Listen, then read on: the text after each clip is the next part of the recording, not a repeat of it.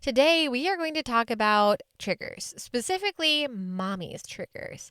Because, oh my gosh, is motherhood a wild ride? We have this great vision of being the patient and kind and calm mom, and then all of a sudden we are hit by an extremely needy and vulnerable child, and we just turn into mommy monsters. It's the weirdest thing. So today we are going to talk about that and some ways to find the cause. Do you miss having time for Jesus and yourself, but you're drowning in the responsibilities of motherhood? If so, you're in the right place. Hi, I'm Cheryl, wife, girl mom, and Jesus follower. I learned the not-so-secret ways to become the mom my girls needed by prioritizing Jesus back into my mom life and reclaiming my identity in Christ. If you're ready to build faith while washing dishes, rediscover your identity, and love yourself like your babies do, grab your earbuds and lock that bathroom door for a minute alone. It's time for Mom. Hi, beautiful. Welcome to the Time for Mom podcast. I'm your host, Cheryl. Before we get started, did you know that I have a monthly newsletter and an extra devotion that you can receive every week? I also have a live video chat at the end of every month, and if you are subscribed, you will get notified of that. You can ask questions, you can be there live, or you can watch the replay. So if you have enjoyed Time for Mom, you are going to want to subscribe because you're going to get a whole lot more value out of the subscription than you would from not subscribing, honestly. So please, by all means, go to bit.ly/Time for Mom subscribe, and there is a subscribe box in my Substack. Click that, subscribe, and get so much more for your time. So have your kids been just existing like they seem to have been for the last, all of their life? And then for the last few minutes or few hours, and then all of a sudden you find that you're just irritated and short-tempered and you are just so frustrated with your kids, but you have absolutely no idea why. I have been there so many times because motherhood, it challenges you and it tests you in a way that nothing else has in my life, not even my husband. And today I wanted to touch on some things that I have found trigger those responses in me. Some of these you will have heard before, some of them you might not have. I found recently that I am being triggered by my kids. One thing that I learned fairly early on is every time that my kids made a big leap in development, they changed. And I didn't necessarily notice it. And I mean, I'm a huge fan of change, not.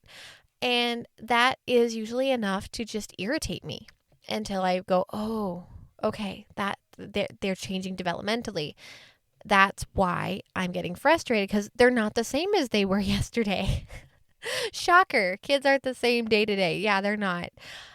So that is one of the first things that I look at is my child reaching a developmental milestone and have changed? I did find, oh my goodness. Okay, so when my kids started to crawl, I started to get really frustrated because everything was safe when my child could not move. And it was so much easier to be a mom in some ways, not in others. So don't mistake me. And when my kids started to be able to crawl, I would get so frustrated because I hadn't changed. So a physical developmental milestone like that everyone knows is coming can be enough to make you snappy and frustrated and just the mean mom. So think about it. Is your kid in the middle of a developmental milestone? That can totally be enough to make you a little on the cranky side. But once you realize it, you can reevaluate, adjust, and become yourself again, okay? And this one will come as no surprise to you, but are you running on empty, spiritually, mentally, or physically? If you are not taking the time to spend with God, if you are not taking the time to give yourself a bit of a mental break, whether that's reading a book, drawing, I sew, that's one of the things that I do. If you're not taking the time to give yourself a mental break, you're going to be more snappy with your kids. If you aren't taking the time to spend with God, you will be more snappy with your kids. If you're not taking care of yourself physically by getting enough sleep or exercise, you will be more snappy with your kids. Step back, evaluate. Are you running on empty? Do you need to refill? Is one of those three things lower than the others? All right. And another thing that my family has always enjoyed asking when I'm having a very cranky day is, are you almost on your period? So I'm sorry if that bothers you that I say that, but seriously, hormones can play a huge, huge role in our cranky levels, and that may not be associated with your menstrual cycle, or it might. If you go from perfectly calm one day to a raging monster the next, or crying monster the next, are you experiencing hormone imbalance or your monthly cycle? That is something that you can evaluate and you can address, and you can just take a deep breath and okay, it will look better tomorrow because the hormones will be different tomorrow. And the final thing that I did not and never could have anticipated is there a trigger that your kids are hitting that you didn't know existed? When you become an adult, you start noticing things that you didn't realize. And it is doubled when you get married, and it is tripled when you have kids. They will do things that will trigger you. They will trigger emotional responses, physical responses, trigger memories, trigger involuntary responses. And you won't have known that it was there before they hit those triggers. And that's okay. That does not mean that you're inadequate in any way. It doesn't mean you're at fault, really. It just means that there was a trigger that you didn't know existed. And when your child hits those triggers and you realize that you can address it. So an example of this would be my husband. Since my husband got ill, the mental quirks that he has got amplified. So he's always struggled with being in large crowds, but now when his symptoms are exacerbated and he is in a large crowd or has a ton of noise, I mean, kids do not know how to play together quietly.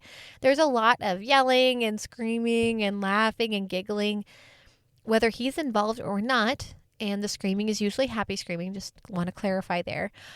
He has to step back and shut down because it triggers things physically and emotionally that never did. And that is nothing to be ashamed of. It's just something to know about so he can be like, okay, girls, daddy's starting to get triggered. If you want to be loud, you need to go outside. I need to go lay down for a little bit, or he'll pop in his noise canceling earbuds. That's a great tool if you have those mental triggers.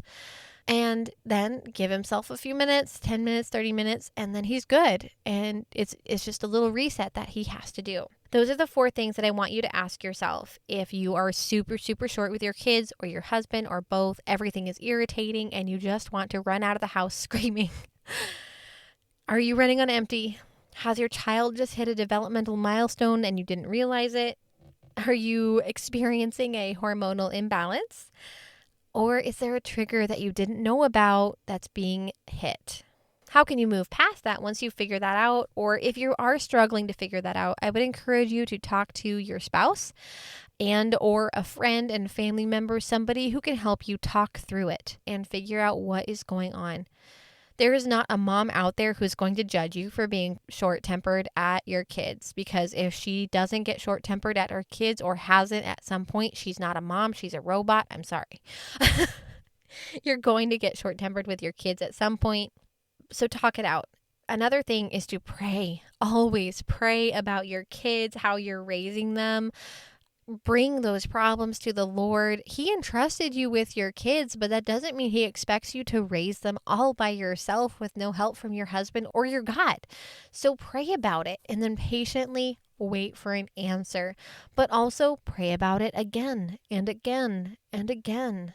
Don't give up on your kids. They need you. They need your love. They need your guidance. They honestly do need your discipline. They don't need mommy to be unregulated, but you know what? It happens, and that is basically what this episode is about, is how to find why you became unregulated and figure out some solutions to stop it, okay? So definitely pray, because God will always have an answer. We just have to have the ears to hear it, and sometimes that answer is us. We are the problem, and sometimes it's not. Don't be surprised if you need to change something you're doing, but also don't be surprised if God points out something that's going on in your kids. The last tool that I will give you is to journal. Journal out what's going on, what the thoughts that are running through your head, what's happening, what you think God is saying or what God is saying. Writing out your prayers is also hugely powerful, okay? So if you are super triggered and you're short-tempered or you're depressed, take a deep breath. You're not broken. I mean, you might feel like it. This is a lot. Motherhood is so much. It's hard. You aren't dealing with just yourself. You're dealing with people. And as my dad would say, anytime people are involved, you're going to have problems. And you can't escape from your people because they're your family. So you've got to learn how to function when you aren't functioning. But it is possible. You just have to keep trying and keep working at it. Admit it when you are at fault. But also remember that you aren't always at fault. There are other things going on. Okay, Mama, I hope that this podcast episode helped you figure out that, oh, okay, there's more to this mothering picture than I thought. And if it did, I would love to hear from you. It's timeformombit.ly/subscribe. You can actually contact me. Click on any of those posts and there will be a link to contact me in it.